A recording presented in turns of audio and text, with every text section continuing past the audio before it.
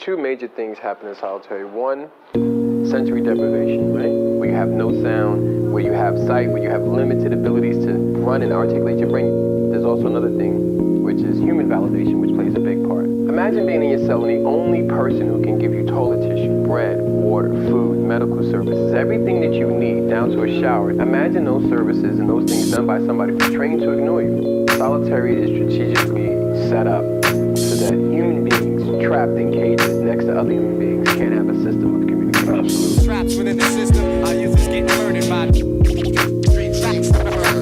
Traps within the system, our youth is getting murdered by traps within the system, our youth is getting murdered by street tracks. Traps within the system, our youth is getting murdered by the hard times. The hard times. The hard times. The hard times. So many problems on my mind.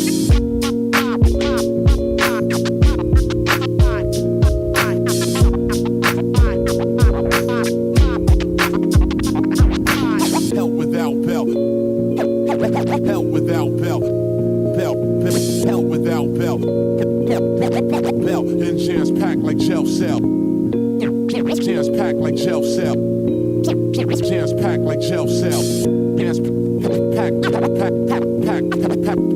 like jail cell. Traps within the system, our youth is getting murdered by traps within the system, our youth is getting murdered by traps within the system, our youth is getting murdered by traps within the system, our youth is getting murdered by the hard times. I think the hard times. I think the hard times.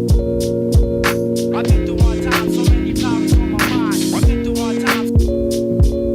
I think the hard times. I think the hard times.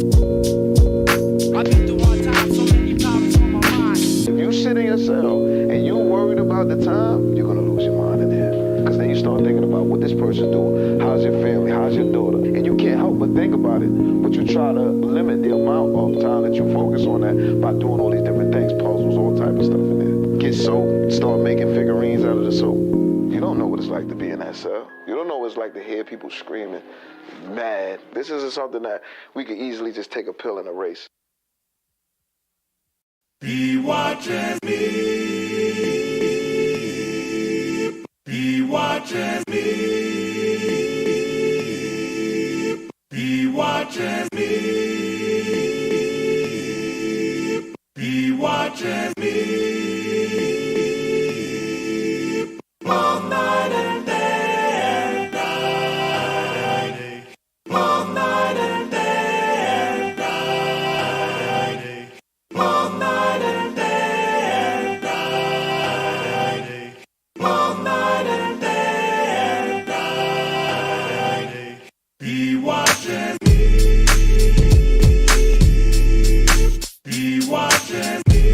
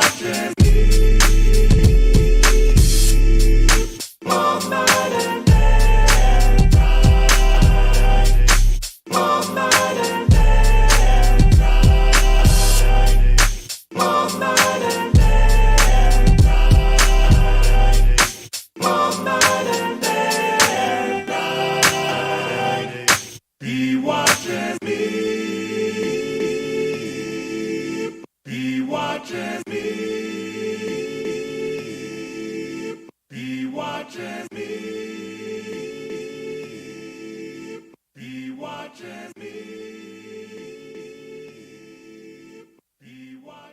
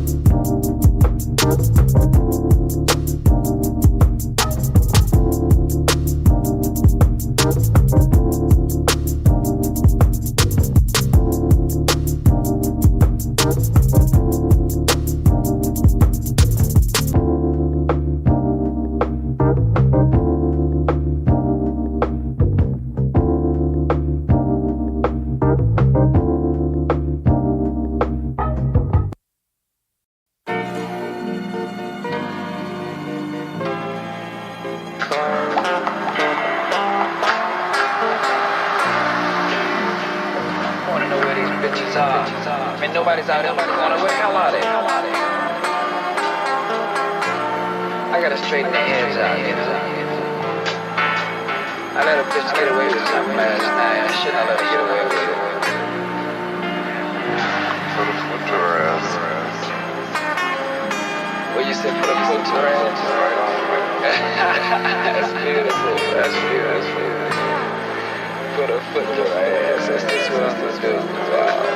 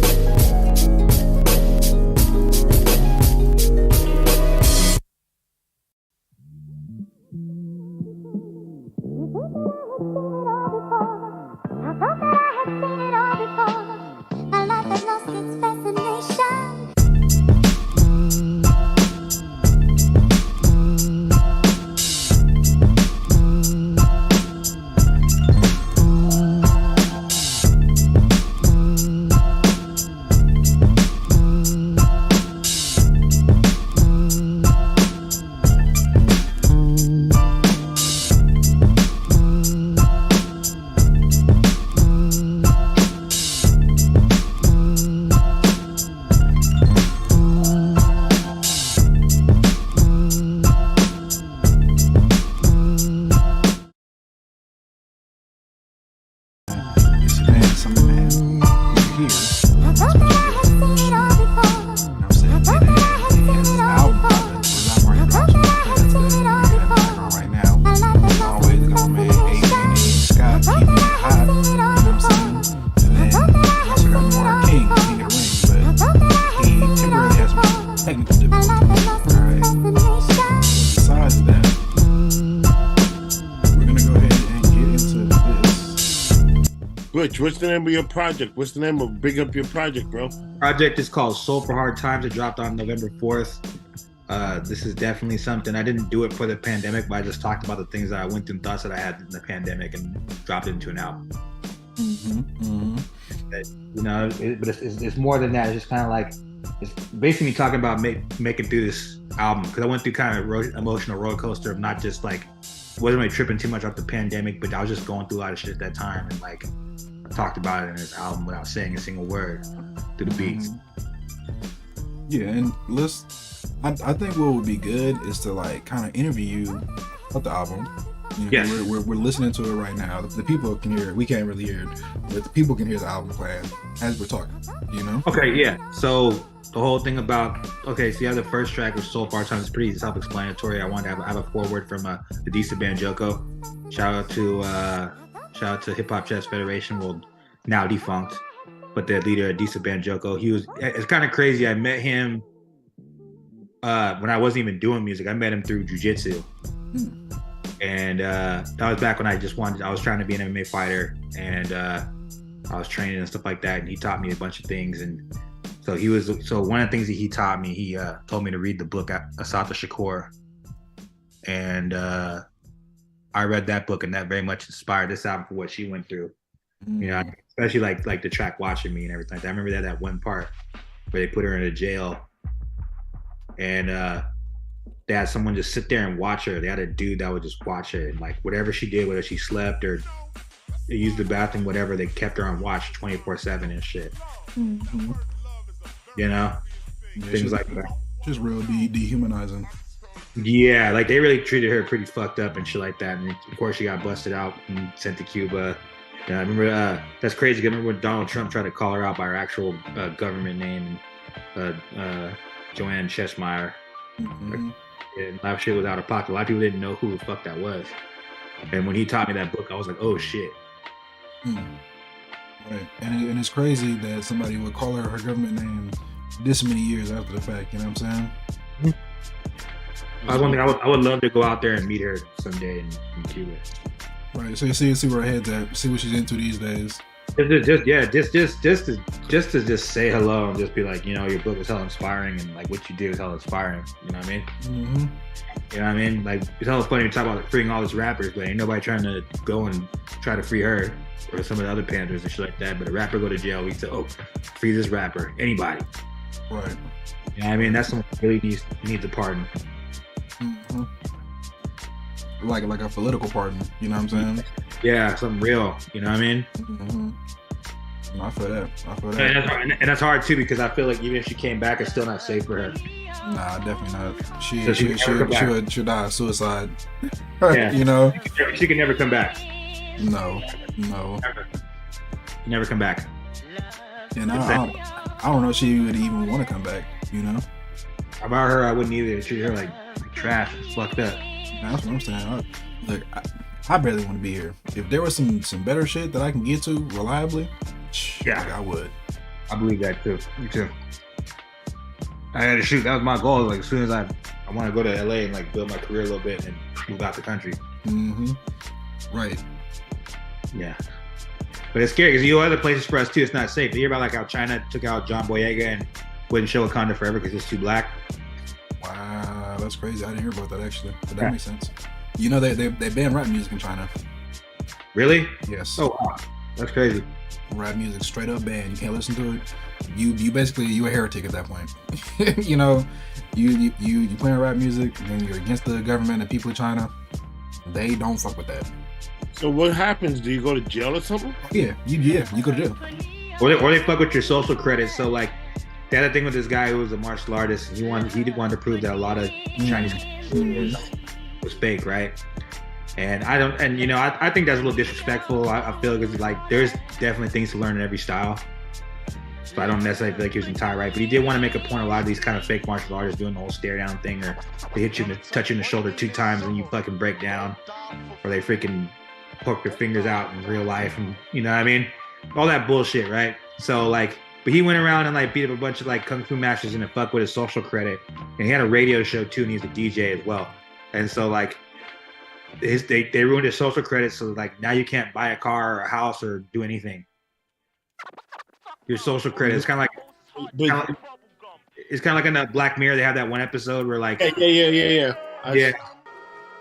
It's like that. It's like that out there. Like they could fuck you on social credit too. So because you're like known as like a delinquent or people don't like you or something like that, your credit for social goes down, and that can ruin your chances of getting a house or a car or moving anywhere. That can render you homeless. But what I'm saying is, from all this is from listening to rap. That's like the fact that rap is straight up illegal in Japan is crazy. Not Japan, China. Okay, well, and you know what? I'm gonna do some research on it because I want to know exactly what happens. Like, do you get fined or do you go to jail? Or No, they'll send you to jail. They do not mess around because the Chinese government in general is very strict on their people and what their people can have access to, because they've also banned like Facebook and Twitter and a lot of different social media platforms that we use every day, even though some of those are built by Chinese engineers, right? And it's because they want to control the minds of their people. What they say about hip-hop is that hip-hop basically leads to revolution, you know, and the people uprising. They don't want people to be in a state of wanting to uprise. So that's why they ban hip-hop for that reason. That's crazy, but it's symbolic too, though. It's kind of symbolic because here we are in the United States and we just take it for a joke when other countries are like literally trying to ban it completely. Jail for it. They see the power in it. Right. And it is a powerful tool and a powerful vehicle. But I feel like, you know, we kind of talked about this. America, their biggest power is manipulation. You know what I'm saying? Is illusion. And it's being able to trick people into doing something that they don't want to do or being something that they don't want to be. So instead of banning hip hop, they just poison hip hop. You know what I'm saying? China's like, nah, we're not like that. We're not that good at trickery. We're just gonna ban it so that you can't listen to it. You know what I'm saying? We're just gonna block you from having access to this. America's like, I'll give you access, but only if I'm the one who controls it. Like with the marijuana laws. You know what I'm saying? They're like, At first they're like, oh, we don't want you smoking weed because X, Y, and Z. It's bad for you. It does this. It does that. It does this. It does that. We're gonna put everybody in jail for this. And then they're like, now that we can regulate it and tax it, right, and be in charge of producing it from point A to point Z, you can have weed back. It's not that bad. It's medicinal now. You know? Now that's America's MO. They do that with everything. They did that with hip hop. They did that with marijuana. They fucking do that with black culture. You know? They package the shit. If they can package it and sell it back to you, they'll fuck with it. If they can't, they're gonna cut it out. Until they can. As long as they make their money. As long as they're making their money first, second, and third, then you all good. But if they ain't making no money off it, bad. It's beaters. Jeez. Or talk about a free market. Free for who, bro? And those fucking record deals, I mean, think about them. The artist, a majority of the time, makes less than 20% of the money that they generate. Makes less than 10% of the money that they generate. A lot of them make less than 5% of the money that they generate. You know what I'm saying? Facts. It's just like how fucked up and twisted is that? You know, you make millions of dollars for somebody, and they give you fucking 5% of that shit. You know how mad I would be?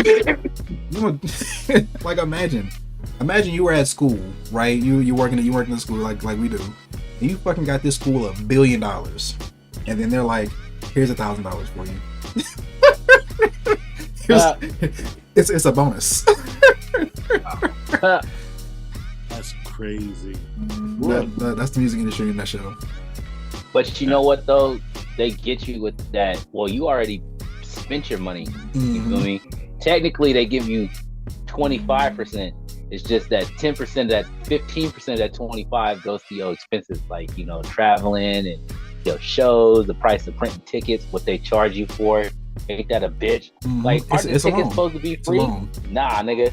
Getting your song played in the studio, in the radio and shit, you gotta pay for that too. And the studio takes that out your cut. Right. Sometimes they don't even tell you. They're like, hey yo, we just gifted you this nice Lambo, bro, that you can use in your video. And you're like, oh what? For real, bro? No, they didn't gift you shit. They took that out your cut, paid for it, and then gave it to you. They paid the premium price for it. They didn't cut no corners. Nope. That's why I love it when they be like, man, my label loved me so much they dropped me with a new house. Correction. Your label spent your money and paid for you to have a new house so that you could appear to be doing it. Right, and then they kept it in their name. Yeah. So when you just fail, bought them a house. Right. They bought a label house and they wrote it off on their taxes and shit. Bags. So when you fail, they turn around and they walk away with that shit. But you know what though? Like, it's crazy because like we as black people, we think, okay, well, if we don't go to hip hop, we won't get screwed over. Like, no, every industry is out to fuck you. They just, hip hop is the one that does it right to your face. You feel me? Like, man. And it's like one of the leading forms of black entertainment at this point. Yeah. Facts.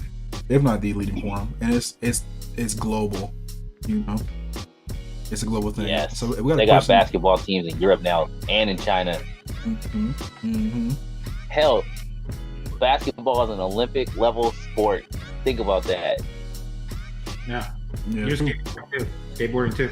Skateboarding and fucking breakdancing. Breakdancing is now the Olympics. Yeah, that's crazy. Fuck out of here. I can see that. I can see that though. That's a big art. Is there? Fuck. Fuck out of here. I'm about to watch that. I'm watching that shit. Olympic level breakdancing has been, it was in the last one. I think it's been in at least the last one, but it might be like in the last two. It wasn't last two. Yeah, it was for sure in the last one, but I think it might have been in the one before that too. I'm not sure. Don't quote me, but I know for a fact it was in the last one. And so we have a question in the chat. Let's stop putting stuff out there. Cool. Let's stop putting stuff out there in the air though, because before we know it, vape is gonna be at the Olympics. That's when I quit. You say vaporizing, vaping? Vaping. Yep. When vaping goes to the Olympics, I quit. Right. It's like who can vape the most weed? Didn't they just put niggas in jail for that? Like, yeah, it's the Olympics now, dog. Olympic vaping champion, gold medal vapor. gold medal vapist. It's like, come on, bro. That's nuts, bro. So we got a question in the chat. The question is for you, Mr. Swim. Now, I do want to direct the conversation back your way. So my partner asks, she says that she likes the artwork, and she asks, what does it mean? Yeah, so I took that picture because we had the riots in San Jose, and when the George Floyd protest, and I was there, and I took that picture. That's what's up. That's what's up. Like that. I mean, that's why I did it. And it was right around when I did this album, because it was right around when I was making those beats. So everything I'm putting here is at the time how I was at the time. You know what I mean? That's interesting. So like Here for a While is like the starting of like, you know, like we were all put in the house. We weren't supposed to go outside. So that whole time I did that, there's a lot of people who like were sad or they're depressed and I just made a bunch of beats. I made hella beats. I just wanted to like pull and like that's what Here for a While is about. It's about starting to make these beats. You know what I mean? That's dope. That's dope. Yeah. Oh man. Rose in the building? All right. I like the font that you used and the way that you tweaked it because it reminds me of Adult Swim. Yep, that's the feeling of it. Because that's like, to be honest with you, like Adult Swim is what made me want to be a producer. Really? And he could be called James the Butcher, but then like Benny the Butcher came through, and like I was trying to come up with another name. And it's hella funny because everyone wanted to give me like some trapped out ass fucking name, like DJ this and this, DJ J Dollars, JJ. You know what I mean? The only one that was kind of cool is I was gonna change my name to DJ JTB, which is James the Butcher. That's kind of cool. That's the only thing I was gonna probably do. I couldn't come up with a logo from it, so like. I had it, so I used to post all these like stupid ass videos on Instagram that I think of and shit like that because I used to always think that shit was funny. It's a bunch of collection of like different things, and then my boy was like, "Yo, your shit's like Adult Swim, my nigga," and I was like Butch Swim, and like I just said it, and then my boy was just like, "Bruh," that's fucking my nigga Taj and my nigga Armand was like, "Hey, that's your fucking name now, Butch Swim." He's like, "Bro, you were always talking about the Adult Swim shit, bro. Like that's you, bro. Like." Everybody knows, like, you know, you make Adult Swim ass fucking beats, my nigga. Like, be that. And I was just like, you know, and then my man at the time, Mac Green, was like, "Yo, if you get sued by Adult Swim, you're gonna be fucking rich." Put your name on the map, boy. Yeah, and I'm from the Shark Tank, so I'm swimming in the Shark Tank, baby. Hey yo, I feel it. I didn't even know where it came from, but then when I seen the Adult Swim like text, I was like, all right, I see him. That's the feeling of it. That's right, and I could definitely see that's the what's connection. And so Ro just pulled up. Ro pulled up in the building. Yeah, shout out to DJ Ro. Hey, what up, Nazi? What up, King Butch? what up, peeps? So we can talk about more of these tracks too. Like, so I had the third track, which is Isolation. I kind of wanted to talk about how kind of like the idea of sitting in this room made me more creative and shit like that. And like we all trapped in the system and shit like that. And a lot of hip hop comes from creativity, us being trapped in things and not really having much to do. Even hip hop, you had a lot of people that were in the streets and they didn't really have much to do. You know, they couldn't afford, like, you know, a lot of families that couldn't afford instruments or anything like that. And so like, you know, or being a band or anything like that, because a lot of people was on their own. So DJ started taking 2 turntables and a mixer, and you know what I mean. And then it became something. You know what I mean. And then they was playing at people doing graffiti, and, you know what I mean. And then turning around and people started dancing. You know what I mean. And then it just grew from there. The same thing for hip hop is like it all grew from people not really having much to do and trying to make like something of their time. And then becoming something positive and shit like that. Because back in the day, a lot of people wouldn't always just fight all the time. They would be like, "Well, I'm gonna fucking battle your ass." You know what I mean? And that was back in the day. You know what I mean? So like, that was my idea for like isolation and shit like that too. Like, I wanted to do like something with a scratch track where I could talk with my hands a little bit. You know what I mean? Make something a little like. You know what I mean? And we was all like trapped like in jail cells. Like I was setting a thing, like, you know what I mean? Like everybody was stuck in their house. People don't want to come out. People aren't talking to each other. So what do? You be creative. That's our job. And I talked about this the other day too. Like boredom is a beautiful thing. You know, it's so funny like how like people today like we're so busy trying not to be bored. We're so busy trying to live your best life and have the most lit fun of all time and FOMO and all shit like that. But real talk, people are the most creative and the people that come up with the best shit, whatever. They was bored at the house fucking around with shit. It's like, I'm finna try that in practice. Boredom breeds creativity. Yep. Boredom creates the best things. Boredom creates your business. Boredom creates your creativity. Boredom creates ideas. Boredom is good for you, but we're so busy trying to be in the fucking club all the goddamn time and you got FOMO and you gotta live your best life and you can be missing out on some shit like that. So busy trying to be with something. That's why you don't have a lot of creative people. And music is like fucking fast food now because these motherfuckers are just trying to do something. Oh, it's not even that. Yo, boredom creates creativity, but it's so many distractions that a lot of people are creative as hell, but they can't even get past the distractions of their phone to create. Yeah. So I'm giving you a nod for finishing the project because there are a lot of creative people that are hella creative. People just be like, I mean, they just don't know how to unplug. You know what I mean? It sometimes I want to be art too. Some people are creative with business. Some people are creative with, I don't know. It's different media. There's different ways to do it and shit like that. You know what I mean? So like, everyone has creativity, but like if you never want to be bored, you're never gonna do anything creative. I mean, No, because sometimes it's on the fly. I'm not gonna lie. Sometimes I go places I'm inspired and shit like that, but like you need time to sit down and actually work. You know what I mean? Like I talked about this shit, like with this album, I really wanted to dress it up a certain way because like you got to sell it. Like you know what I mean? Like if you do martial arts, like you got to sell the kick, you got to sell the punch. You can't just throw it. You got to sell it. That's what the jab is for. The front kick is for. You know what I mean?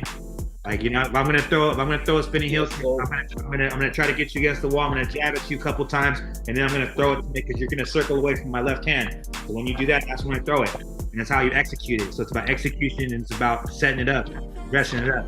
When I made these beats, I had tons of people like, oh, just drop it, just mix it and drop it. Why not? Get it out there, blah blah blah. And I was like, nah, fuck that. And so I wanted to like add more things onto it and make it more of an experience. You know what I mean? That was very, very. That's what's up. You know what I mean? That's why I put the cuts in there and the clips and all stuff like that. Like that's very, very important. And I feel like it ended up making it better than what it could have been. It's just like we were talking about the other day. Like you had like Star Wars. It was like when they first showed it to them, it was a B movie, right? It was a B movie. Like, oh, this is all right. And then they put John Williams on it. Once John Williams got it and shit like that, he made it a legendary blockbuster ass fucking movie. Took the time. Ain't that the truth? Extra.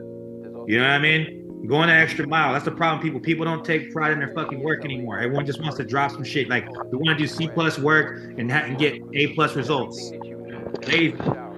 All these motherfucking niggas on Thizzler and shit like that. All these niggas out here just dropping the same ass track trying to sound. Hey, Butch, did you just say Thizzler? Yeah. Hey, I'm gonna tell you this. This is what's so funny, bro. I text Abe the other day that hip hop is dead. Yeah. I did a party for some like 16-year-olds. I DJ'd a party. Yeah. Dude. So I was playing some good stuff. I throw in some of their stuff, but they wanted stuff from Thizzler. Yeah. And so I have the iPad and stuff they can use. And dude, I was listening to it. I was like, dude, this is garbage. I just cannot believe it's all the same shit over. There's some good shit in there that I like, but to be honest with you, most of the songs sound exactly the same. They all look the same. They all sound the same. Every once in a while, you get a guy that does something different. And sometimes also to the way that they rap. Like Acito. I like him because he has a song Block Boom, but it's the way he raps a little bit. Yeah, he ain't like super bar or anything like that, but it's like his voice and shit like that is making dope. Or like 1100 himself, right? Yeah. I like him because he did some songs that sound like some shit from the Neptunes. That was different. But a lot of these motherfuckers and shit like that sound exactly the same. Ooh, but it's about that hood nigga swag and it's about that hood nigga street nigga music shit that we're just eating alive right now. Murder music, all that shit like that, street music and shit like that. People just love that shit. I was talking to the stripper chick the other day and she was like, how come y'all never play nothing that the girls want to play? But it's like that's the whole thing though. It's like I ask you strippers what you want, and it seems like all you niggas want to listen to is hood nigga music and Bad Bunny. And then I ask you, what do you want to hear? And you just give me more of that shit. You'll complain about me playing Tay-Way, and then ask me for another Tay-Way song.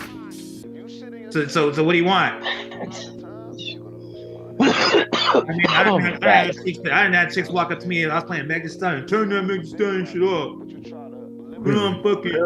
I think sometimes they want you to play stuff that they think other people haven't heard. Because when I was doing that, these kids would play that stuff, and they was playing the songs they wanted to play, but none of them wanted to dance to it or nothing. It was the weirdest thing ever. I let them come up and do all that Thizzler stuff. They ain't do nothing but just sit around. Yeah, that's what they wanted to listen to.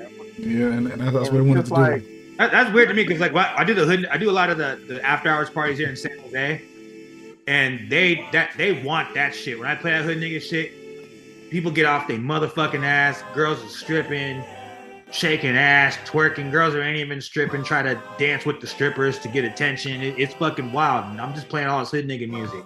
Yeah, but they're a little bit older, and I feel like the older crowd is kind of more into that. Yeah, you know what I mean? It's like, you know. These young cats, they don't dance, bro. It's like weird because it's like tell them they don't dance. Nah, they don't dance. They don't do nothing. They literally played the music, went off and ran outside and went somewhere. And when the music came out, they knew how to come back exactly when the 2-minute song was over. and chose another song off of Sizzler and just went off doing whatever they do. Right, and that's It was kind of a weird. generational thing too. 'Cause I was, Yep. yeah, Age of the kickback. It's like kickback shit. yeah, right.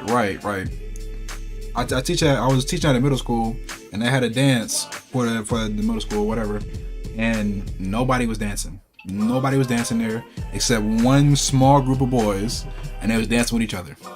Everybody else was just talking and chilling, requesting songs, things like this. I'm like, how you gonna request a song and not dance to the song that you requested? You know what I'm saying? Don't even make sense. Don't even make sense at all.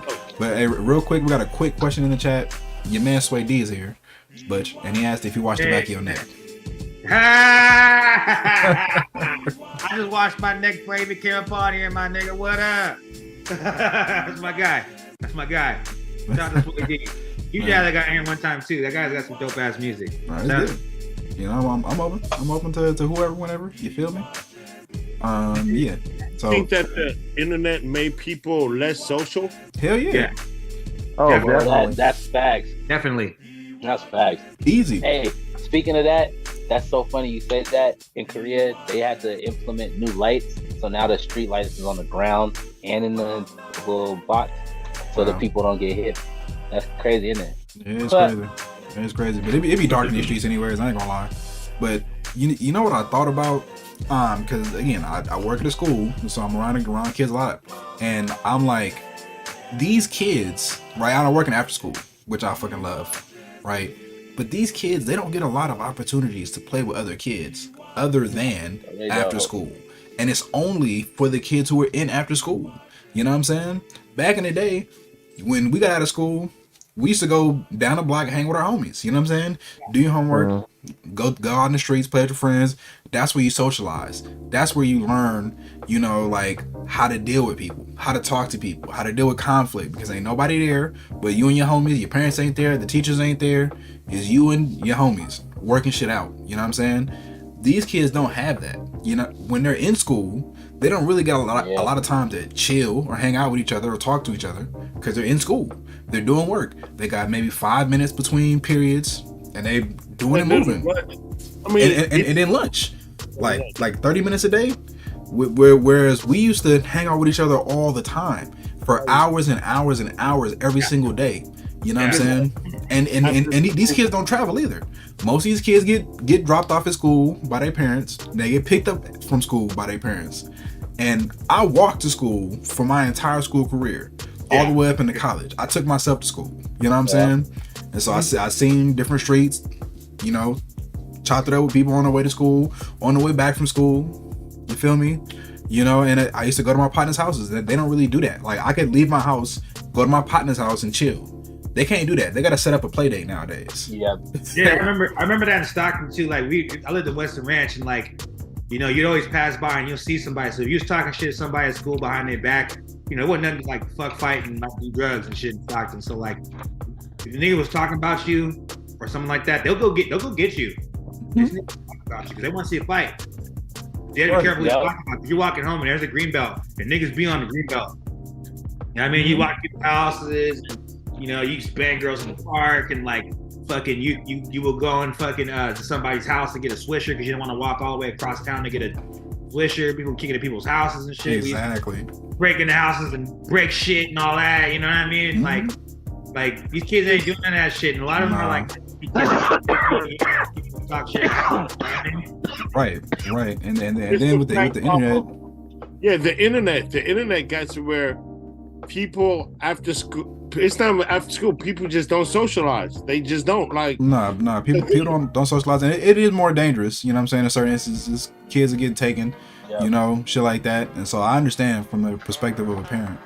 Even just think about today, like kids, like, you know, back in the day, like you had like kids that wanted to like be different things. I know people that wanted to be politicians. I wanted to be a race car driver at one time. Then I wanted to be a writer. You know what I mean? And especially because I used to draw a lot back in the day. I used to do a lot of, like, so like, you ever watch the show Initial D? Yeah.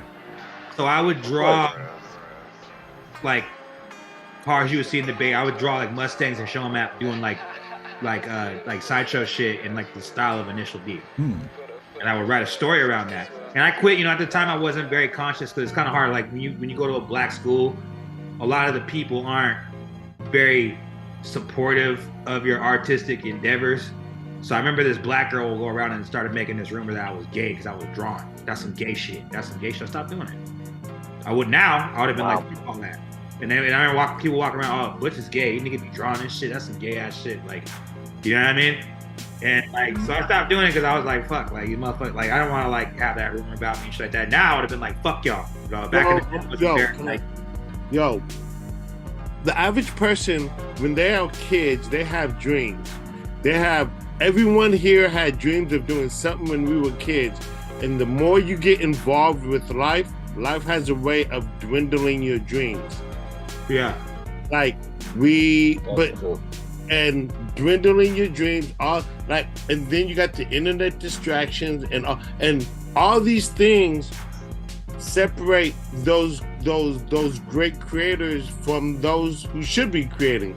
Yeah. And I bet you got to meet other people too that encourage that, because, like, you know what I mean, like sometimes other people inspire you. Like if I scratch or something like that, it's cool, but when I have somebody here I could bounce off of, I just learn faster and you just learn more and it's just better. Yeah, right. And sometimes people have knowledge that you might not have, but also perspective that you might not have, you know. And I think ultimately human beings, we are better together than we are alone. You know, they always say 2 heads are better than one. And it's just like, with the age of social media, it becomes easier than ever to not be together, right? Yeah. And to feel some kind of connection with somebody else because you can talk to them online, like we're talking online right now, right? But we have to make more efforts than ever to actually get together and prioritize being together in the physical, you know what I'm saying, on a frequent basis, because it's so easy to be distracted, you know what I'm saying? It's so easy to be caught up in your own shit, especially here in America. That's all about individualism. It's all about me, pull the I up, you know what I'm saying? There's no I in team, but there's an I in win, right? And everybody wants to fucking win this rat race that we in, you know? And we forget what life can really be, you know? And we forget that life is much better when you have people around. Like, if I didn't have fucking motherfuckers around me who help keep me solid, I'd be off the hinges. Okay? I would be off the hinges. All right? That's too, yeah, because like, who are the people out there too? It's like you have a lot of people that do that cyberbullying and shit too. So a lot of people, you get singled out. You ain't have no fucking friends. I'm pretty sure there's a lot of lonely ass people out there getting fucked up right now. Right, and it's easy. That's what I'm saying. So it's like, it's crazy. It's like we're isolating each from each other in terms because of entertainment. Right. You know what I mean? That's crazy to me. You know what I mean? And so like, I think that's like, that's crazy because it's only going to get worse from there too. They're going to make people more antisocial. There's a lot of brainwashing going on. There's a lot of censoring too. Right. People don't even know how to talk to each other. You know, I listen sometimes to people talk about men and women and how they relate to each other, how men approach women. And some of these stories I'm like, bro, y'all just don't know how to talk to these women. I don't know who gamed you up. I don't know what conversation skills you got, bro, but this is poor.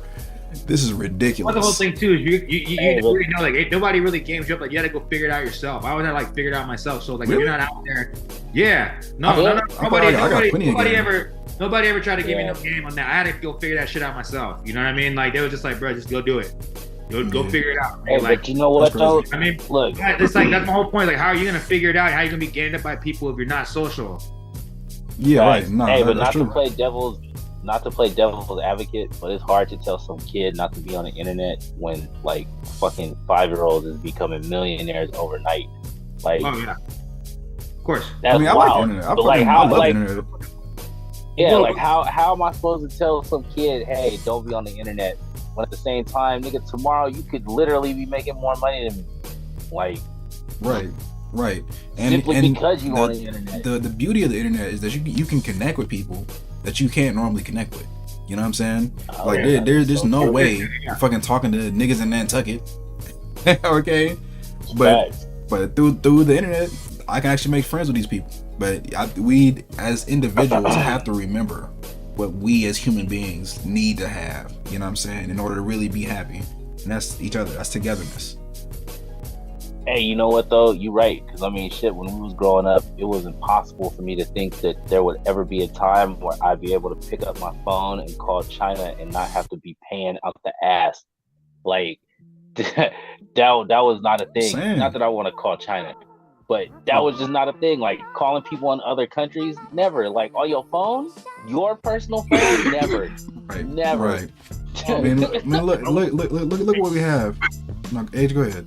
Oh, I would like to say that I'm really grateful to grow up in the era I did. Like, I'm an older gentleman, and in the 80s, we didn't have the internet.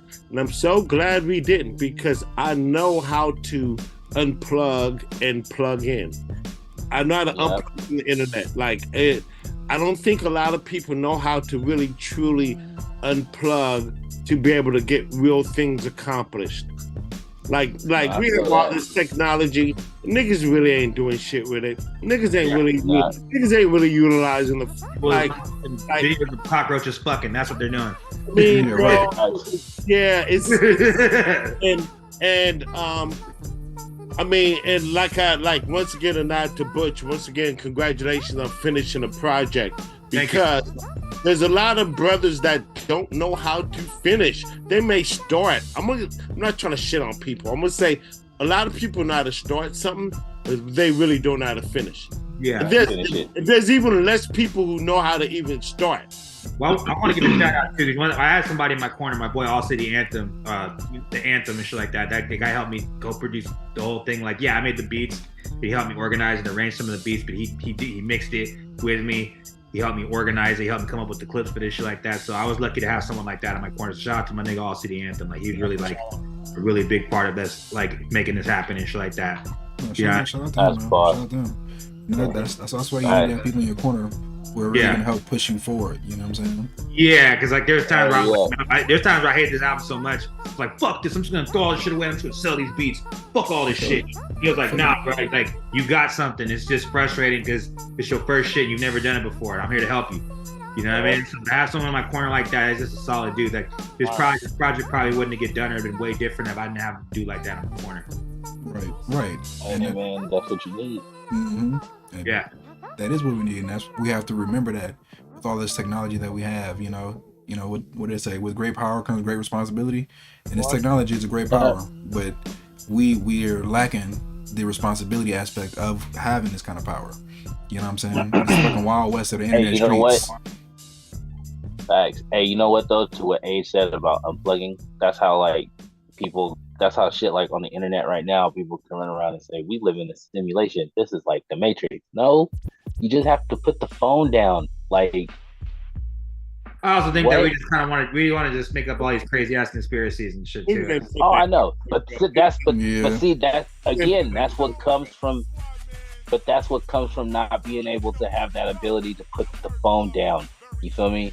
Like, like the term rabbit hole used to mean, hey, there's a place where bunny rabbits go. Now it's like, oh, a rabbit hole is, oh, I know what you mean. You mean you went and saw like, I don't know, freaking popping cow pimples, right? And now that's like a whole rabbit hole that you have fallen into, and you have been watching that for like the last 8 hours. How could you not feel like you in a simulation? Yeah, that's a good point too, because I always sit there and say that too. Like, you got to find your white rabbit, like, and chase it. That's you know what I mean? Like, I always say that to people. Like, if you have a goal, you have something that because like you gotta, like, everyone has something that you pursue. You like something and you're just willing to pursue it 100%. I used to be like that with MMA until I got injured a lot, and after a while, I started kind of like, man, I'm not doing this for fucking career. This shit is ridiculous. You know what I mean? Yeah. Like, when I got into music, like, that was my white rabbit, and I've just been chasing it ever since. But you should pick up your drawing again too, though, bro. You should fuck with your drawing again, just because. Yeah. Seriously. I mean, man, I'm going to come and draw with you. That'd be kind of cool. Bro, it's good. Yeah. Bro. Look, you heard what he said? He said he would draw with you. Yeah. You know what I'm saying? There you go. That's that inspiration right there, dog. Yeah, I had this idea for like an initial, like, kind of initial D type show where it's about racing in the Bay Area. And like the first thing would be in the 80s, you have a guy who's like a Fox body Mustang driver, and he's doing like sideshows and shit like that, and doing drifting and shit like that back in that time where it was kind of big a little bit. And so like you start off with the father, he's a great driver. Then you have the son, and he learns, but the son kind of crashes and he doesn't want to race anymore. Then you meet somebody in the third season where it's like you have someone who's young and it kind of reminds you of them, and so like he gets him to come out of his shell and be his alcoholism and basically teach him. You know what I mean? I wanted to do over 3 different seasons and shit, and that's what I wanted to do. So I used to draw that and I used to write for it, but then I stopped doing it. Okay, well, bro. First, you should like do an episode in comic book form and write it and like do it yourself. Don't even talk about it because you don't want to give away too much game. Like a comic book on the Bay Area sideshow scene. That's crazy. It's never been done. You should make it start up yourself and really like push it, bro. Like secure the brand and push it, bro. Like, look, big facts. You do that shit, dude. My suggestion is to start small. Start small and set aside time to work on it. Because like, I'm gonna be honest with y'all. There's a comic book out there right now. It's called The Midnighter, and it was about this guy, and the guy who made it, he's from the Bay Area. He was just like y'all, a lonely comic book artist that just did his shit and did it until DC picked it up. And now he's a DC artist. You can look his shit up online. It's called The Midnighter. Not for everybody. Fair warning. Fair warning right now. It is not a comic book for everybody. But for those who pick it up, go for it. Midnighter, not my cup of tea, but check that out. Yeah, it's I really didn't. But I definitely. Yo, can I say this? I really didn't want to say this. I'm gonna be real. I love the fact that I'm from the 80s. I love the fact that there's rabbit holes. I love the fact that niggas are distracted hella easily. Why? Because, and I hate to be like, I'm not trying to be on a braggadocious, but when other niggas can't get their shit done, that makes it an easier lane for me. That's true. And I'm gonna be real. That's why I never pursue the rap game. I love making rap music. I love making beats. But chasing the rap game, it's too many crabs. It's too much. It's too much. So I don't do it for that. But the other aspect, I love the fact that niggas are unfocused. And even though the fact that I love the fact that niggas are unfocused, and I know the focus homies here. Because people like this. Here's a great podcast, Black Man Me. We do this on Monday night. Then after Monday, I look through the week, and then I don't really see a lot of cats online through the Bay. It's other podcasts. Like, niggas don't even podcast. Mm-hmm. This is like simple. This is simple work right here. I keep saying like this. I keep saying to the world, everybody should be podcasting because it's free and it's easy work. But niggas when they start charging, you watch. Yeah, they're gonna start charging, and you gotta have a little bit of technical know-how. Yeah, but I'm gonna say I'll put it out there. Like that old podcast I was with, I'm not gonna mention their name, but niggas can't work. Yeah. Niggas don't know how to work together, and I'm cool. Like I love it because that allows me to see who to work with. No, I feel that. No, I'm always about like knowing where you can and can't work with somebody.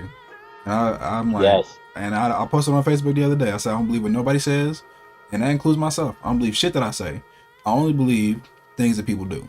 And a person will show you where they at. You know what I'm saying? For better or for worse. And that, to me, that's the evidence of where you can work with somebody and where you can't work with somebody. You know? If I'm like, hey, come through, do this thing, and they don't come through, fine. Okay? I'm not about to keep inviting you. You're just not going to be there. And the niggas who will come through will be there. And it's as simple as that. You know what I'm saying? I love got no hard feelings about it. It's real. And here it is. We're on the verge of 2023, and you're going to see a big separation of creative from the niggas who. Right. 2023 is going to be the unplugged versus the plugged in. Most likely. Hey man, with Musk taking a strong stand on free speech, it might actually happen. It'll be crazy to see all these people jump off Twitter and see where they go. They ain't gonna go nowhere. They're gonna have to go. They still on Twitter right now. Facts. They're still on Twitter right now. Though. I think it's good though. You have free speech. I mean, they're slowly taking that shit away. So I mean, that's actually kind of good. I think you want to put it to the ground. I hope they do. Let's save the human race because it feels like Twitter is like the end all, be all, everything. Like you got political people and also you got different parties, but I feel like Twitter is becoming its own fucking party. Yo, it's a fucking metaverse. On a lot of shit. Twitter had too much power. Yo. Hey, speaking of the metaverse, did y'all hear Zuckerberg admit defeat? It was like, yo, we genuinely thought that the pandemic was gonna be forever, so we made this, and now we have kind of fucked ourselves. So please come play this. And nobody wants to play it because nigga, we go outside. I told you, we can go outside. That was never gonna work. Outside exists. Like, what the fuck? Right, like, only way the metaverse. Explains a lot of what's going on. I can't way. Niggas need to touch grass. Only way. Facts. The only way that the metaverse could have worked is if they would have vacuum sealed us in our houses. Then, oh yeah, everybody would have been on metaverse. Everybody. But as long as I have the option to go outside, I'll go outside. Fuck that. And you know, I think the real hustle, the only way you really could hustle correctly in the world today is 50% online, 50% in real life. Mm-hmm. Yeah, you can't be push one for the other. Yeah, you can't be a hermit and just like you could be really good on the computer and spend all your time on the computer, then go outside, be like completely out the loop because you don't know how to talk to people. Right. But you know, I will say though, a lot of people do have very strong internet presences, and I think what really helps them is like getting other people in. You know what I'm saying? Being able to like do a cold DM to somebody and get them in on a project. Like I seen, for example, Speed. I show Speed, right? Who gets around. He does get outside, but most of his shit is inside, right? All of his videos are inside. Yep. And he had fucking Lil Nas X on his shit. And it's not like this nigga like went to a party, seen Lil Nas X and was like, hey bro, what's good? Come do my podcast. He probably DM'd the nigga, set it up, had him come through to the house where he normally does his fucking show, and had him on there. And that shit got him hella views. You know, they got him hella recognition just because he had somebody like Lil Nas X on. And a lot of people do that same kind of thing. Like Kai seen that same thing. There's white cuz who does, I forget his name, but same thing. Like he'll hit up people who are like really famous people, get them on the show, and it ups both of their brands. You know what I'm saying? Exactly. Yeah, I think it's also too is like you got like celebrity culture right now, which is really right now. Super rampant. Yeah, I mean, I think it's like social media is kind of elevated to the point where anybody can be. I mean, I'm even on here trying to like promote an album and talk about my fucking DJ career. Like that's some crazy. Like, like we're all trying to get famous on this podcast right now. We're trying to elevate this shit. You know what I mean? Like shit, you guys should start having more like bigger guests and shit like that too, of course. But it's like that's the whole point. It's like the whole celebrity culture. Like, you know what I mean? Everyone's like it's like very, very taken center of a lot of things. Most people don't even want to work at their jobs. Everyone wants to be a YouTuber now. Yeah, or niggas ain't really tripping off of real hardcore relationships. I'd rather get my career going. Or even if I don't have kids, I'd rather risk it all and like die single and lonely. Yeah. Fuck it. Like I'd rather chase my dream and put this. Like our parents, I believe we do this because our parents didn't. I believe like we're like so hardcore with this shit because our parents they didn't have the chances to do this. Yeah, because I said it too because I remember like me and my mom kind of talked about that too because she was like, you know, like you could have kids in your 40s and like people were just like, and I had this girl talk about that too, like you wouldn't want to just boss up on your career and have kids in your 40s, but I'm like, fuck no. I'm not getting no kid up at 6 a.m. to go to fucking school in 40s. You know how tiring that shit is? All right, by the time I'm 40, these mothers need to take themselves to school. Yeah, like I could probably do it now or in my 20s, but now I'm 32. I'm gonna have a kid in 3 fucking years. I ain't fucking doing it. Fuck that. Hey, you know what? Fuck that. I'm kind of rocking that same boat. If I ain't having kids like you know what I mean? Years, like I'm not finna. Kind of like, well. Shit. Like, you know what I mean? Like, I can see like, because you got 20 years between you're gonna be doing that getting up shit and doing all that shit like till you're like fucking 60.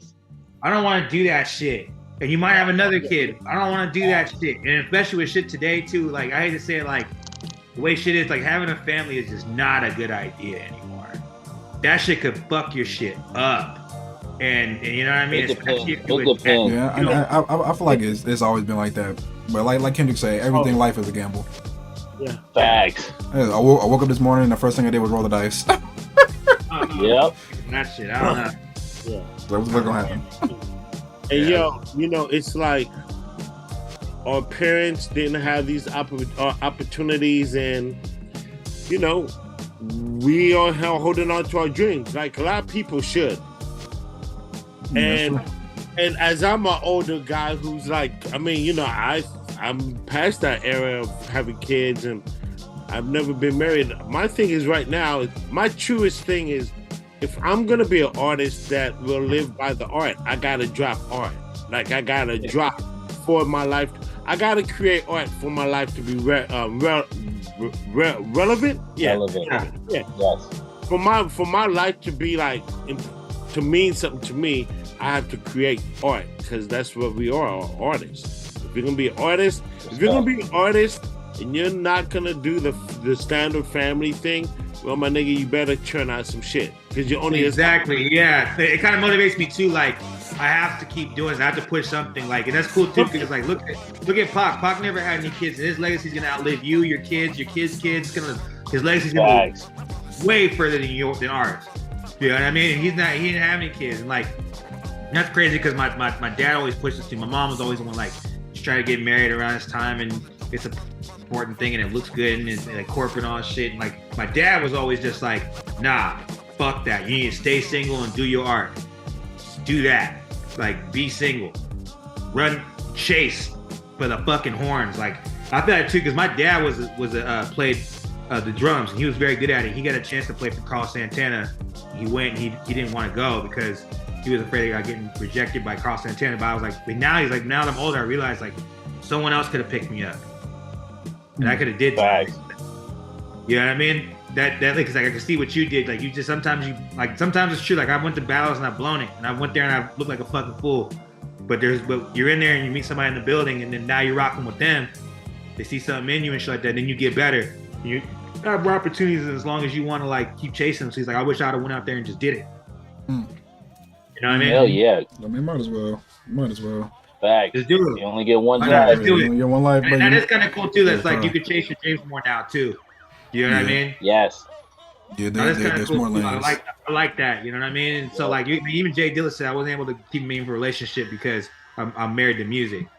Mm-hmm. Jay Dilla said, I mean, look at Tom Brady. That motherfucker's married to football. I can see his wife too. Like, but you did it all, Tom. Fuck that. I'm gonna do it again. Right. Facts. So another 40 years in, right? What's up?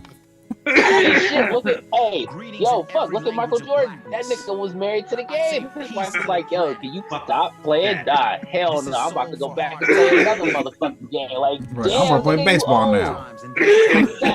I ain't even done yet. Like, what? Nah, but I'm about to retire and be a golfer. Facts.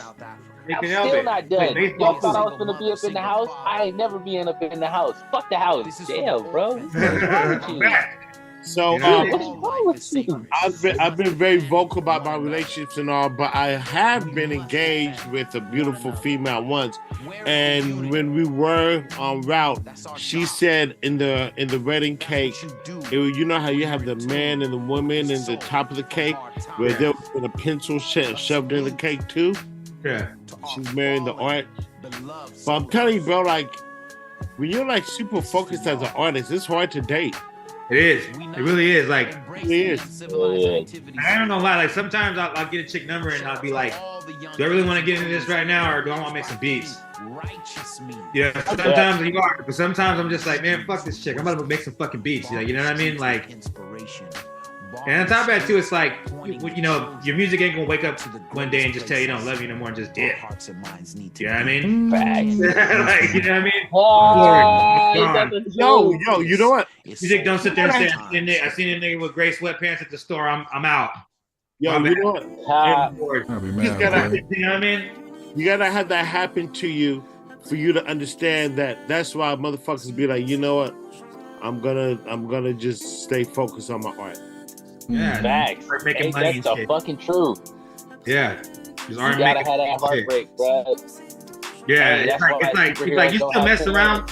It's kind of cool. Is you still I still mess around with a lot of chicks, but it's like a lot of times it's just I'd rather just make some music, or I'd rather go practice, or I'd rather go somewhere where I can like up this music shit. It's just so much more exciting. You never know what you could like. The one time you didn't go to this club at this time, someone important you were supposed to meet. There's been times where I've like taken DJ gigs for the low, just because I wanted to be in the building and I ended up meeting somebody, which ended up leading to more. That's smart. That's strategic. You know what I mean? But I love it so much. I didn't think about strategy. I just like to be there, just be in the scene and do shit. You know what I mean? You know what I mean? No, brother. You meet people. You know what I mean? And you don't know. And then they see you. Brother, You know? that is strategic as fuck. That is, I'm going to make sure I'm in the building amongst people who are shakers and movers. That's very strategic. Yeah, and like I don't go around trying to trying to hustle everything and like trying to dick ride a bunch of motherfuckers. I just introduce myself, I hang out, I talk to people. And sometimes I try to see like a DJ there, so I just like try to work on that and just do it that way. I work security. I got through DJ Studio 8 like that one time. I was in security for a while, and I always knew some of the DJs. They didn't have somebody one time, and they were tripping. The DJ's not coming. And I was like, I DJ. And first she's like, I'm not gonna let the security guard DJ, and they're like, nah, he's good. And I went up there and I rocked it, and it went pretty well. And they had me back a few more times, and they shut down.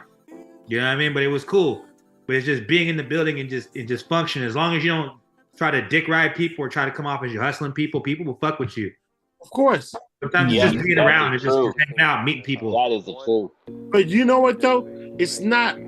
You don't want to dick ride people, but you do want to hustle the hustle because a little bit. But as long as you're not, you don't got to be an asshole about it. Because I'm just saying, like you're around these people. No, there's a lot get your hustle on. Just don't hustle the hustler.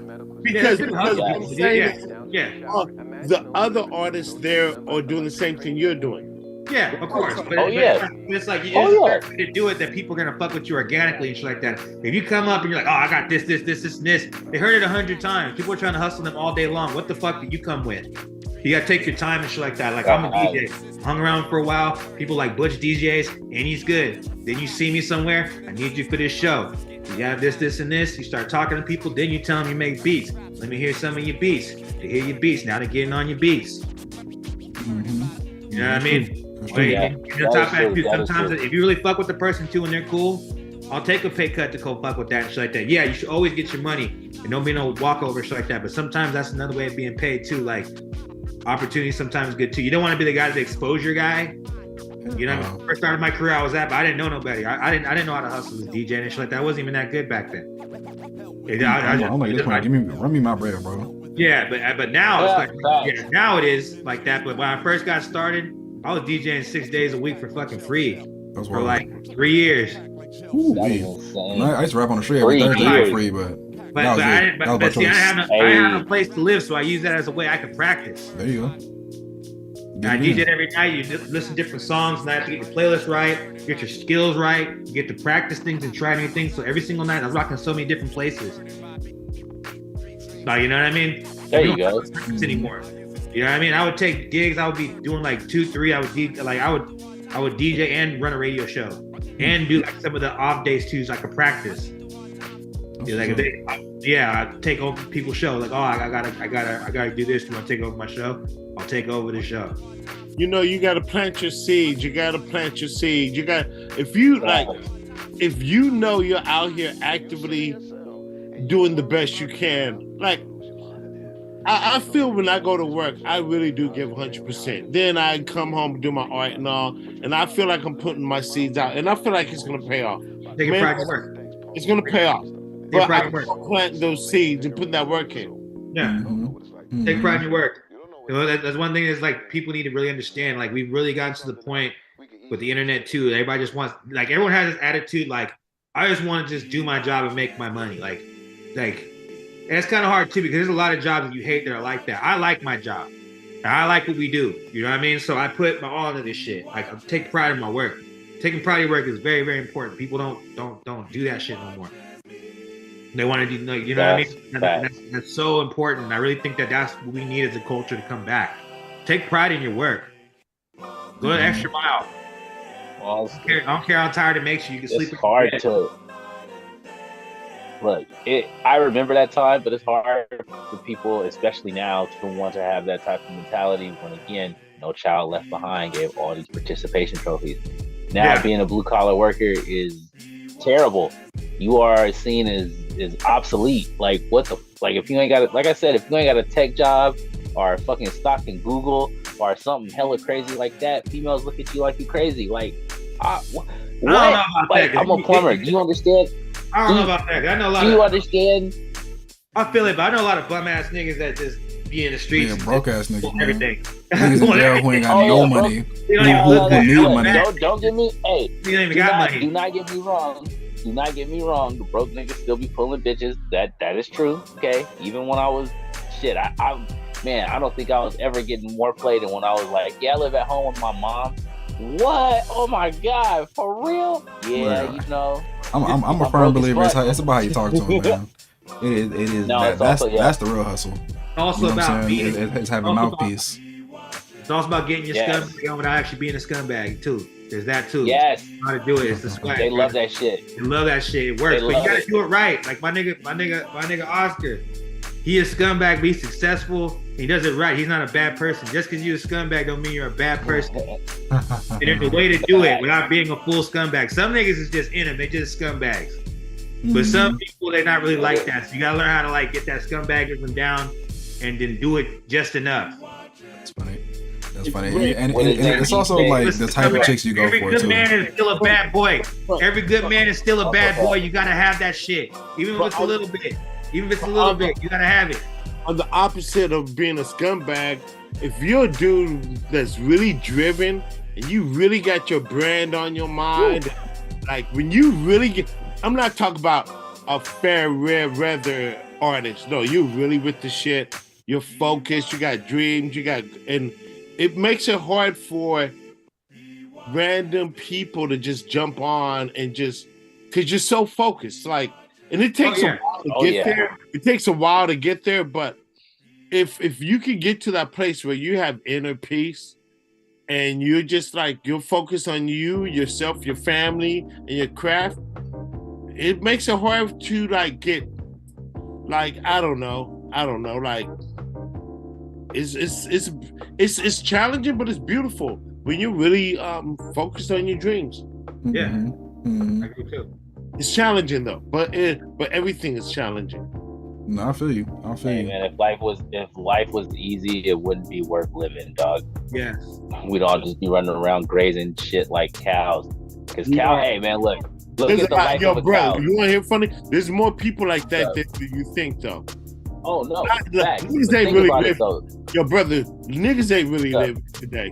Hey, but look, you ain't gonna get hamburgers if you ain't got cows in the world. Facts. Think about the life of a cow. It wakes up, it stands, it eats, it shits, it dies. That is it. It's sad. Like whatever you like want. that. And everybody needs to be a billionaire. We sit, we eat. Yeah. Like not everybody needs to be a billionaire. Facts. We sit. Some people can be cows, bro. Some people can be cows. That's fine. It is. You know what I mean? Some people. Facts. And nothing wrong with it, but like Age said, for everybody else out there that wants to cry wolf, you might want to actually get up and be a wolf first. You know, like man, I like man. Niggas don't want to be wolves, dog. Niggas don't want to be wolves. Hold up, that's great, King. Yo, that's dope. Instead of crying wolf, why don't you be a wolf? Ooh, facts. Hey man, like I posted up on Instagram, bro. There is no lamb for the lazy wolf, dog. You gotta get it there. Yes. You got to do it. Yeah, no, that's facts. But look, I'm gonna keep it real, bro. It's hard being a wolf. It's hard getting up, trying to get it every day, trying to stay motivated, trying to stay dedicated, especially with all this fucking crazy ass shit going on in the world that we live in. It's exciting. I'm sorry, bro. Like all the bullshit aside, when you fucking get that shit and you fucking finally happens and shit, you feel like, oh gosh, great, it's better than busting a fucking nut. You know that. I swear to God, when you finally get that, that's what I'm saying. Like I swear to God, when you a wolf, you howling to the moon, you just got your fucking lamb nigga. Like you don't think that nigga feel like a boss right now? You don't think that we bring that carcass back to the cave? The girl wolves ain't gonna want to fuck because they're like, yeah, that nigga came, he got that shit. You know what I mean? No, you have to understand, my nigga. I feel that shit. No. Nigga, the sheep. Nigga, you gotta be a wolf, son. And you know what's okay to be wolf? You got rock by yourself. And then it's cool. Eventually you're gonna meet some other wolves. You're gonna have wolf pack wolves. That's You know right. what I mean? I'm feeling that shit. What's that shit, Butch? The man shit. You know what I mean? Like, I remember I watched this Thor comic, and it's hella tight. And he said this one line and shit like that, where he's gonna fight the berserkers by himself. And he just says, he's like, whatever my fate may be, whatever happens, oh, may I face it like a fucking god. That is some gangster shit.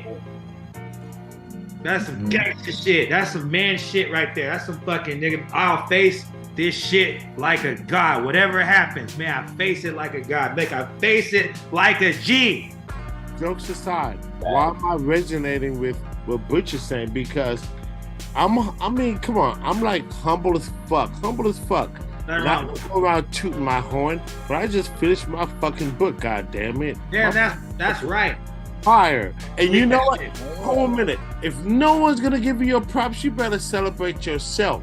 Man, give me that book. How much? I got you. How much? I sent you the link. Don't be tripping. I sent you the link. Fuck, I'm gonna send you some money then. I don't give a fuck. How much you charge? Bro. But it's not even about that. But it's like the sense, once again, back to you, Butch, the sense of accomplishment. I know you started at a certain date and you finished it and you put it in the universe. And you like, a lot of people you can't handle putting things in the universe to be criticized on. Either I like it or I don't. A lot of the people, oh, you're breaking my ego, I can't handle it. Like, how many people do you know who sing incredibly, but they like, oh no, I won't go in the studio. No. Oh yeah. Why is that? Oh, yeah. Why is that? Fear. And the idea of perfection. Yeah. Yeah. Wait. Here's another one. How many people put incredible, insightful posts on Facebook and be like, you know what, you'll be dope as a podcaster. Yeah. How many people like, you be dope, and they be like, I'm like, bro, why are you scared? Oh, you scared of yourself. I feel it. You gotta do it.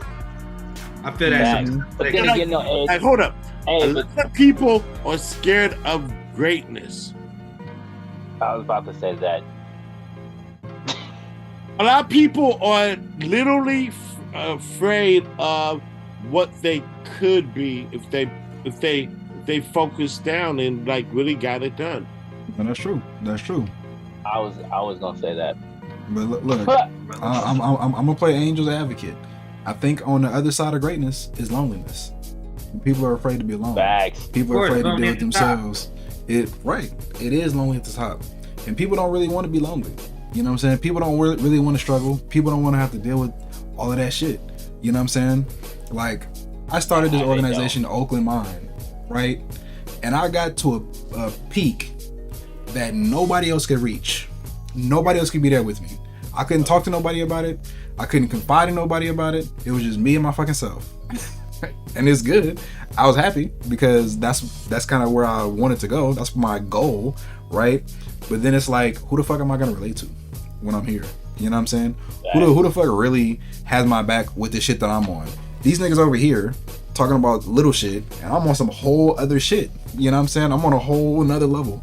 Like they still on level 1.1. I'm over fucking fighting Bowser by myself. Like, niggas hot in this bitch. Yeah. You know? Yeah, you sound fighting Bowser. I'm done. Nigga on level 1.1. I'm like, bro. He's gonna beat that shit 10 times, bro. Beat that shit forward, backwards, and upside down, bro. All I can say to that, bro, is no, it's painful, but everything comes with sacrifice, bro. Yep. Hey, Summer Man, no, that's like what Abe said, bro. People will really self-sabotage when they feel like success is imminent. They will find a way. They will find a way to bring it down, bro. Like, it's crazy how that is, but it's true. Like you said, some people are afraid of success.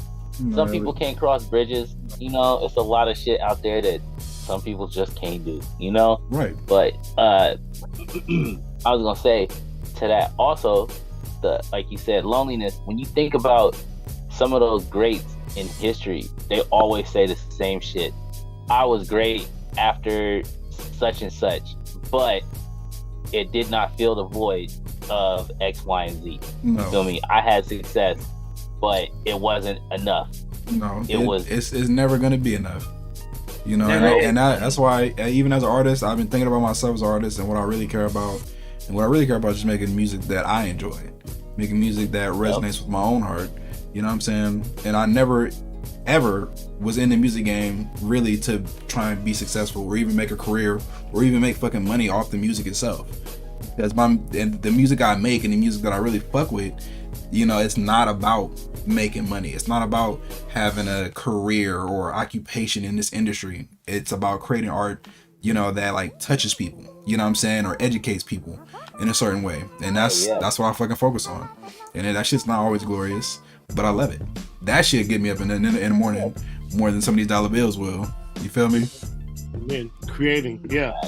I think that's the same thing for me, Naj. Like, even if I don't like get to like, I guess a store in Hollywood or whatever the fuck, just knowing I'm like, you know, someone's read my comic book before or seen some of my art, and that made their day. That really means a lot. So, hell and, yeah. And that's why I fuck with you, Age, because ever since I've known you, you've consistently created art, and I've seen you as that artist because that's who you are.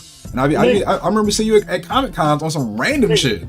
Yo, I'm gonna tell you the truth, bro. Like, I put it out there. I don't go a year without putting something in the universe. What's the next thing you're going to? You know what? The homie just did this expo over the weekend. So I'll tell you the truth, bro. Like, I want to go to a con, but I want to also go with a new book. And I was saying, why don't you do that and I'll DJ at You your got a book. I got books, but I want to like come with. I know, but here's the kick about having brand. Even though this novel is fire and this is my obligated for the year, I still want to do Superhood like now. Do it. Bro. Why don't you draw it, Butch? Why don't you draw Superhood? I don't know. I haven't drawn in a long time, but I mean, I'll just come and kick it. We sit and work it out. Work on the kinks. Warm you up. We want you. Trust me, my guy. We should do it. I haven't drawn in high school. I mean, I'm down to just come up and do that shit. That'd be cool. I'm gonna come and hang out. We should just hang out. What are you doing next Friday and shit? Do it. But at the end of the day, like, okay, strategic. I'll say some jumping out the window. Strategic.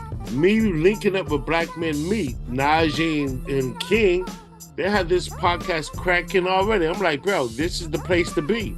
Let me just play my position, get my couple of rebounds, and do my thing. It's like, this has been great for being, like you said, being amongst the right people. It's all strategic, bro.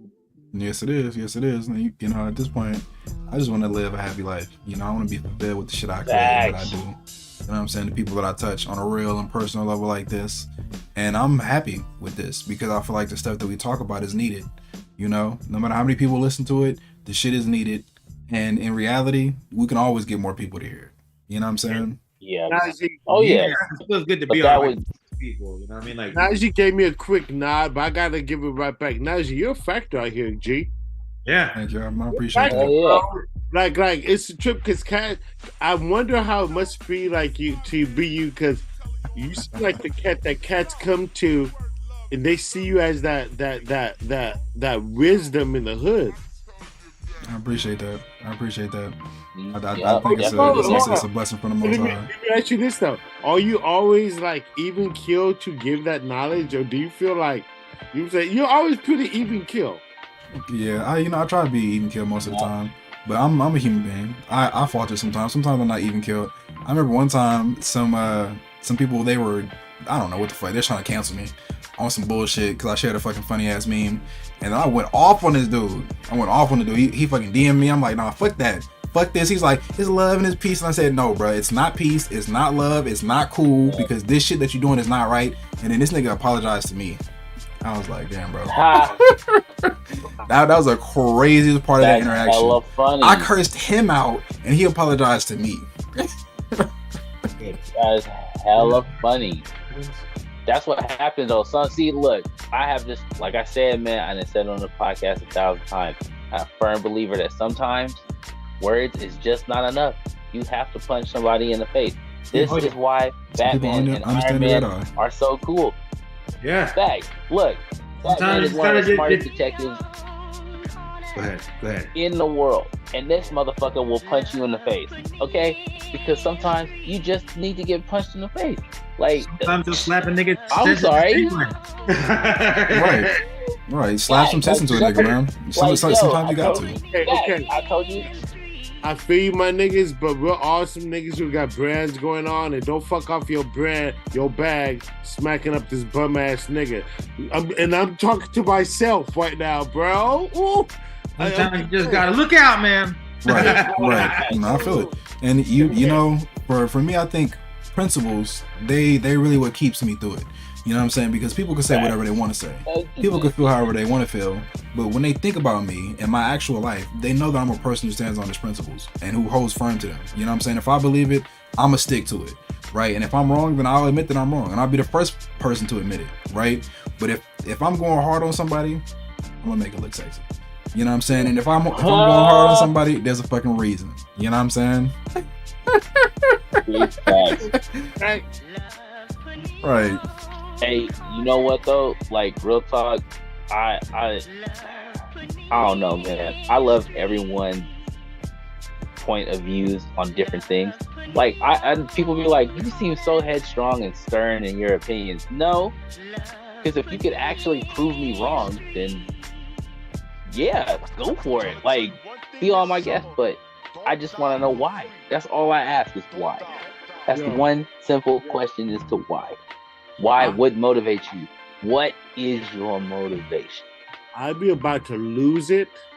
And I have to really, seriously, I think I take notes from all the black men who fell before me. Not just my father, but I look at Bill Cosby. I look at even the Kanye West. I'm like, bro, I may say the N word. I'm not going to say the J word. Oh, I know that. Nigga. I'm not going to say the word. I know that. And it's like this homeboy, I want to go put hands and feet on him. But I'm like, it's going to fuck off my bag. If I smack him down. You said hands and feet. If I smack him down in Concord, it's going to resonate through the Concord streets and it's going to hit my job and everyone I know. Yeah, no, I feel you. You got to strike when the moment is right, Age. You know, like, hey, if it's premeditated, niggas gonna be mad. But if some shit popped off, then I'm like, it's premeditated. All I'm saying is, for all some black men that look, stakes are high. A lot of niggas say they ain't got shit to lose. I believe all four of us have something to lose. We're not bum ass niggas. We got yeah. Well, of course you have something to lose. Yeah, I think right, which is why you pick your battles, you know. And I think at the end of the day, you got goals. That they probably do have something to lose. Right. Everybody got something to lose. Facts. At the end of the day, if you ain't got nothing to lose, you got your life to lose, right? But for me, it's about goals. In dealing with this person, what is my goal? What is my desired outcome? Is beating my dead ass gonna get my outcome, or is it gonna push me further from my outcome? You know what I'm saying? Do I even need to talk to them? Is that a part of my outcome? I need some kind of resolution with them. I need some kind of understanding with them. Or do I not need understanding? Are they irrelevant to my actual life? You know what I'm saying? And is my outcome greater than them? And it makes it easier for me to deal with a lot of bullshit because people say a lot of sideways shit to me. Facts. And I'm just like, all right, bro. What's your outcome? What is your outcome here? All right, I want to say sideways shit back. But I'm like, what's the outcome? And if it's understanding, right? If I want them to understand some shit I'm saying, I can't just flame these motherfuckers. I gotta stop. I gotta listen to what they said, and then I gotta formulate a way to get them to open up or to view something differently, right? Which might mean that I have to change the way that I'm saying something or change the angle that I'm coming from. Yes. You know what I'm saying? Yes. Ladies and gentlemen, for those that don't know, this wise man is dropping an ill project on his birthday. He has so much science on his project. Hey. There's a lot of science on there. I'm a man. You know what I'm saying? Brother, man, the one we love. No, at the end of the day, I think that's what it really is I really love people. I really care about people. And I just listen to people. I listen to what people are saying, man. You drop a project? You drop a project? Yeah, it's not out yet, but Oh, it's your project. Uh-huh. I'm gonna buy a copy. Come out. All right, for sure. You can buy a copy. You can get a Are t-shirt. you doing with that are you shit. doing a record release? You doing a record release party? I haven't really thought that far into it. I probably will do like a record You know, release party. DJ. You know, Okay. DJ. As long as it works with my schedule, I'll do it. I mean, at the very least, I would There you do go. some shit at the radio station. The cipher. Butch, Do it at the cipher. Oh, one more, real quick, Najee. On that note, are you doing MLB this Friday? Friday's the first Friday? First Friday. Yeah. Yes, I am. Friday is the first Friday. Yes, I am. This Friday is the first Friday, so I'm there. So I'm Keith's in there like swimwear. Keith's and Butch, why don't you come to the station? What's up, King? Why don't you come to the station? No, I might be free this Friday. That's what I'm saying. I might be free this Friday. I'm gonna try to come through. You come through. Come Okay. through. Slide through. Maybe we'll listen to a couple of tracks. Hey, So, Kato on the tracks. Let's do it. Let's do it. I might be free this weekend. This Friday actually. so I might bring my little sister. King, if you drive to my That's house, if you leave your car at my spot, and then I'll push from my spot to Rose, we just do it like that. Okay. All right, I might go pick up my little sister and bring her down. Okay, so Bring her down, man. Is that good episode, y'all? Might happen. Yeah, no, it's dope. And man, shout out to Butch Swim, who made the beats y'all listen to in the background. If you want to hear his project in that chickadee chat, you know what I'm saying? Go ahead and slap that. That's what we've been listening to this whole time. You feel me? And I love it. So some good shit. But And- before I want you guys to give me your own personal review of it. Yeah, I was about to say, I was just about to start that shit. Honestly, like my first response was surprise, because I didn't really know what to expect. You know what I'm saying? Yeah. And I was like, what kind of music does he make? And DJing is different from producing, right? DJing is like a job that you're doing for somebody else. You DJ for the party, period. Yeah. Right? Yeah. But then I was like, what is he? What kind of beats is he into? What kind of music is he into making? And it's nice. It's really smooth. I like it because it's smooth. I feel like it's anytime music. It make me want to rap. You feel me? And if I hear a beat and I freestyle to it just off top, that's how I know it's a solid beat. You know what I'm saying? And a lot of these tracks, I'm like, I can freestyle to any of these. Like I would throw these in a cypher happily. You feel me? And just put them in rotation. Ooh, we could play some of it Friday, right? We could and we should, and we can also rap to some of them shits. Freestyle to them, you know what I'm saying? Drop some clean bars on them. But you gotta come to the station now. You really gotta come now. Right, look, you might as well come to the station. Let us interview you. You know what I'm saying? 8 to 10. Okay, yeah. Brother, 8 to 10. brother, push a little early because that Frisco traffic and getting a park can be a bitch. Mm-hmm. So, and like Right. 7:30. Like get there 7:30. Mm-hmm. You say 7:30. 7:30 is good. Prime time real estate, baby. So come through. We'll play the beats. We'll fucking rap. You know what I'm saying? And we'll interview you again about your project, your process, and you can go more into depth about some of the song titles and themes that you were thinking about when you were making it. But I loved it.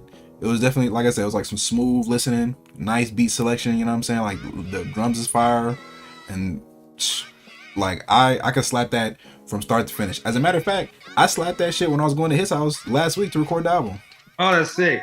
That's sick. Thank you so much. That's all tight. Look, yeah, my next drawing session, I'm gonna smoke one and draw to it. So I'm looking forward to sitting drawing to it.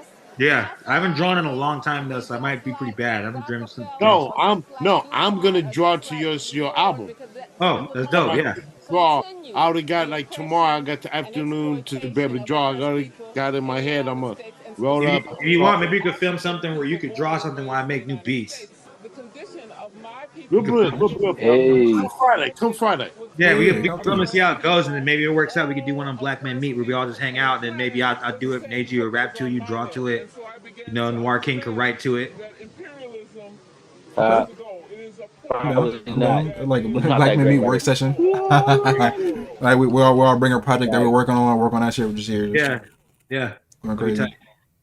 No, I think that would be tight. And I think it's needed. So look, It's about that time, but I want to say this. I was talking to my partner about men, right? Because I'm a man. I can't speak for women. I'm not about to. But I do know a thing or two about them, I think. However, what I know about men is that we like to get together to do shit. You know? I just can't bring myself to go hang out with my partners if we not doing shit. I'm not about to take my niggas out to dinner, bro. I'm sorry. Yeah, it's not gonna fucking happen. Nah, Now what I would That's do, business. right? Unless it's business, I would take my niggas out to a business dinner. And it's crazy because when you look at some of these rappers, right? They go to the club, they get the fucking VIP, but these niggas are doing business. These motherfuckers are talking business shit. They're not just chilling in the VIP with all these girls and all these bottles and all this other shit. You know what I'm saying? These niggas be roped off talking about real shit that they got going on as far as the business tip on music. You know what I'm saying? In the club. Where everybody and their mother is trying to get drunk and shit like that. You know what I'm saying? Yeah, and it's also good too because it's kind of like a secret meeting. The girls is kind of there to just people just look at It's a you. fucking distraction, like dog. Fucking distraction. That's promo for your shit. That's brilliant because that's promo for your shit because now you got, I don't know, Young Thug in there having a meeting with Nefta Pharaoh and these niggas is talking about some shit. And you're like, oh shit, what are them niggas talking about? You know what I mean? And then like now you got a little spot in the club with this nigga and shit like that. So now anything you do is like, you don't even have to do it. Just the fact that you was just in the club with that nigga, everyone's like, oh shit. Yeah, these niggas. Oh shit, motherfuckers ain't watching that. They over here trying to make fucking busy on the club. What's going on? You know what I mean? Right. It's crazy, you know what I mean? No, and that's how shit grows. And so I feel like as men, it's important for us to have these meetings where we gather and we actually do work together. You know, even if it's not working on the same project. Yeah, man, that's the way. Too. I mean, the real talk, like doing things together is the way. Like my coach talked about that too. Like you ever like lift by yourself? It kind of sucks. Like you got to do it, but it kind of sucks. But when you live with a group of people, like that is the way that the Lord intended it. Whatever you believe in Allah, whatever, like to get together and live with a group of people. Right. It pushes you. It pushes you in a way that you can't push yourself. Yeah, you know what I'm like saying? people are meant to be together, like and to work with things. You know what I mean? Like just sitting there working on shit by yourself is alright, but it's like, you know, when you have somebody there, like with people working out, it just makes everything just so much better. I went to the gym with my Muay Thai coach. We were in a lift, but we ended up just doing a bunch of like Muay Thai stuff. It helped pads for him, he helped pads for me, and it's cool. We started coming up with some crazy shit. Like you should try that with this. You should try this. You should try that. It just makes things more. It's just much better than just standing in front of the bag and punching a fucking bag. And like, yeah, like you have to do it, but it's just not as exciting as like sitting there with your boy and like coming up with these crazy fucking combinations and trying shit. And I'm showing him shit from karate, and he's like, "You should use it with this," or he showed me shit from Muay Thai. It's just like, you know what I mean? It's just dope like that. You know what I mean? And then we both know how to box. So like the whole idea of like exchanging things is good. What you're saying is getting together and lifting. Yes. Yes. Let's partner each other's so we could become a jungle. Whatever the medium is, whatever, like get together and we all uplift each other. Like that's also why I try to like throw money at people. I ain't trying to buy friends. It's just like I feel like if I put money into your shit, then you can grow too. And then you help me grow. We need to. We go from a garden to a forest. No, that's facts. That's facts. And in the black community, we need to start spending more money with each other. All right, just straight up. Because we gotta treat each other better. But money makes things easier. If a nigga said, "Hey, come rap over here," I gotta think about that. But if a nigga said, "Come rap over here," I got $500. I'm like, where, when, bro? How many songs you need? I'm fucking there, dog. I am fucking there. Nigga, I will move some shit for that. And I'm about to get kicked again. Okay? I will move some shit if some nigga says some money's on the table. I'm about to get kicked out the session, so that sucks. Oh man. Hey, you pretty talented, my guy. Yeah. You guys, I like the shit. I wrote some of the stuff you wrote. It was cool. What's up? Well, let's go ahead and wrap this G thing up, man. Sorry to lose Noir King like that. We lost Roy a little bit earlier. But yeah, final thoughts? Butch, you want to start us off? I appreciate y'all. I know I didn't talk as much as I should have about my album, but I just had a good talk with y'all. And like, it's kind of cool because I said a lot of things about the album I felt like that were relevant to what I was trying to say with the album. You know what I mean? So that was a very good talk tonight. Good. How can people find it again? And what's the name of it again? It's called Soul for Hard Times. You can find it on Spotify, Apple Music, YouTube. I sent you the link on our chat. Okay. Appreciate it. For sure. Yeah, man. Love yourselves. I ain't love each other. Yeah, holla at your boy, man. I appreciate y'all. For sure. All right, y'all. See ya. This is Adrian H. Scott. Please find me on Instagram and Facebook, the same, Adrian H. Scott. Please check out Tales of Hip Hop Horror. Please check that book out. Help me get that Netflix deal. Please, my niggas. Yeah, do that. Man, and Summer Man, woo! This project is coming through the pipe. It's a heater. Yep, yes, sir. We gotta iron out them edges, and we be perfect. You feel me? On another note, you don't want to see Summer Man in the paint. That man's a beast. Man, hey, yo, last week I was a beast. I be trying to come out like I didn't play ball and shit like that. I'm not really that great at ball player, but I need my cardio. Yeah, come on, bro. Yeah. Come on.